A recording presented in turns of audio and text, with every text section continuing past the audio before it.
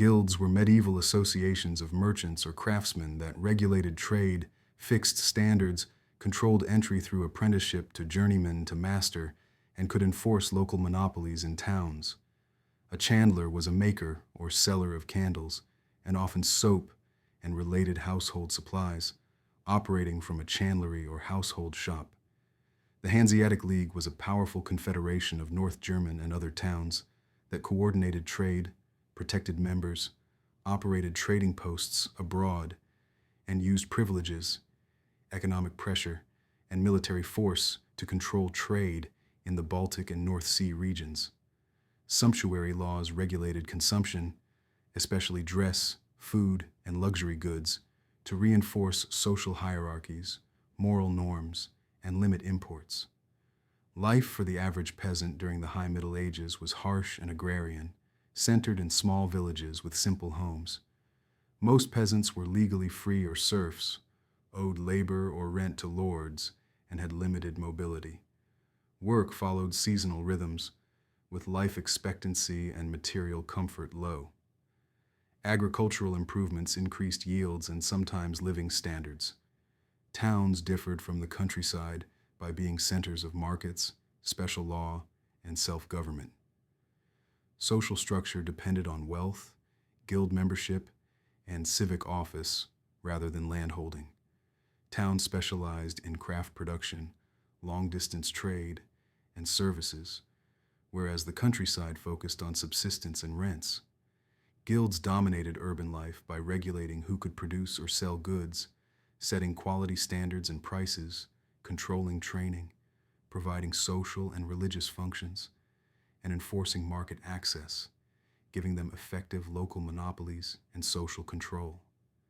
The Hanseatic League enforced its monopoly through treaties, municipal legal privileges, economic pressure, and military force, securing trading privileges and protecting members across Northern Europe, though it eventually weakened due to conflicts and shifts in trade. During the 9th to 11th centuries, clergy practices such as papal corruption, clerical marriage and concubinage, simony, and secular control through lay investiture led many to call for reform. Pope Gregory VII implemented reforms prohibiting lay investiture, combating simony, enforcing clerical celibacy, and strengthening canon law and papal authority. The lay piety movement in the High Middle Ages emphasized personal religious devotion, charitable works, pilgrimages, and engagement with religious life outside formal clerical structures, often through confraternities, patronage of religious institutions, and support of preaching movements. The monastic reform movement sought to restore discipline and spiritual ideals, responding to secular interference and lax observance of the Benedictine rule. Examples include the Cluniac Reform, English Benedictine Reform, and Hirsau reforms.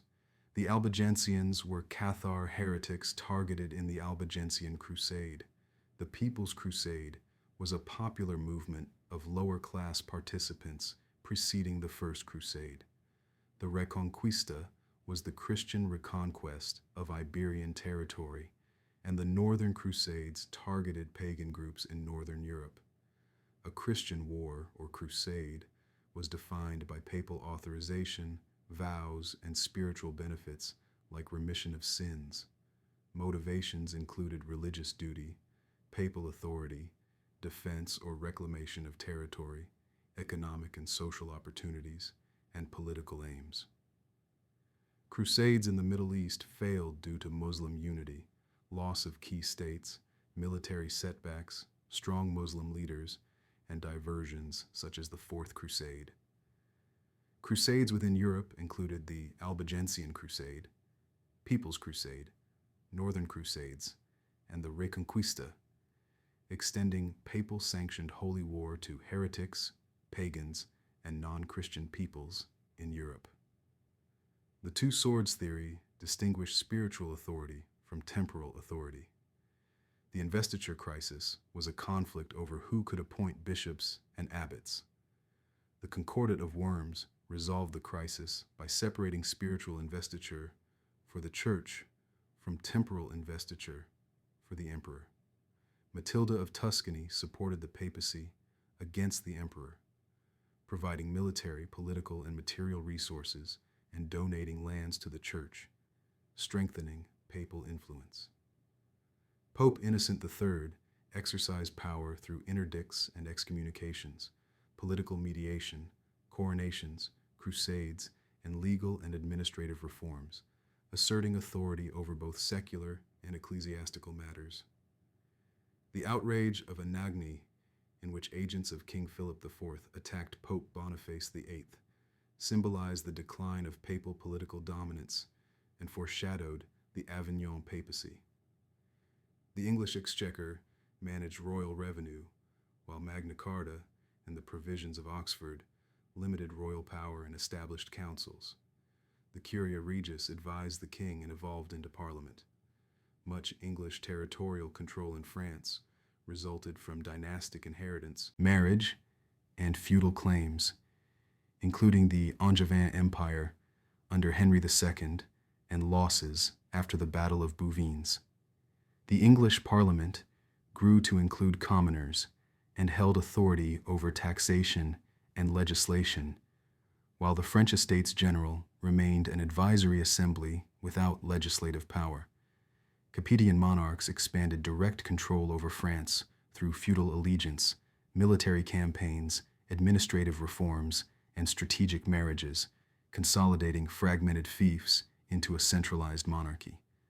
Louis IX centralized administration, reinforced moral authority, consolidated territories, led militarily and diplomatically, and patronized culture and learning, making him a powerful medieval monarch.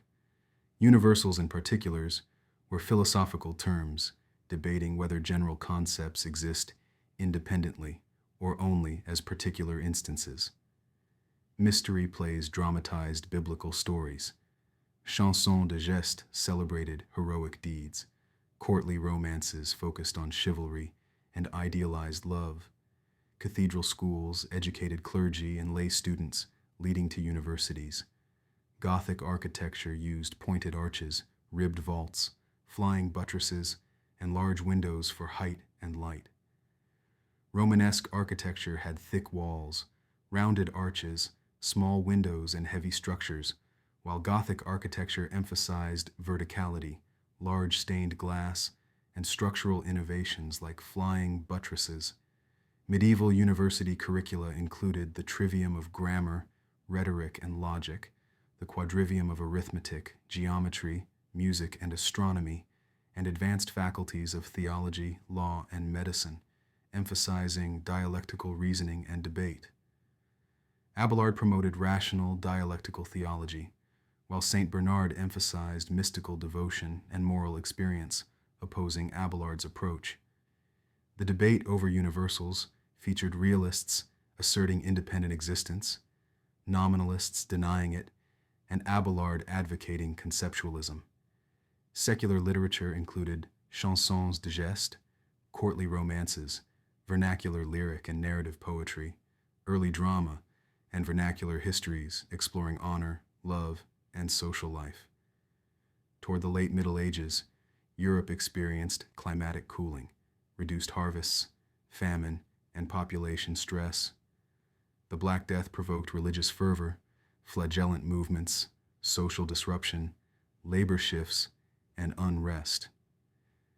During the Babylonian captivity of the papacy in Avignon, reforms included attempts to limit papal autocracy and promote conciliar authority.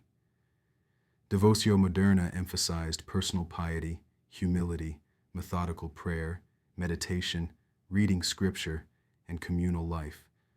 The 100 Years' War reshaped military forces, fostered national identity, centralized French monarchy, and caused economic and social strain. The War of the Roses arose from weak royal authority, noble rivalry, and contested claims. Political unity in Spain came through the marriage of Isabella and Ferdinand and completion of the Reconquista. The Kalmar Union united Denmark, Norway, and Sweden under one monarch, but was unstable and eventually dissolved. Vernacular literature emerged with Dante's Divine Comedy, Chaucer's Canterbury Tales, and Boccaccio's Decameron.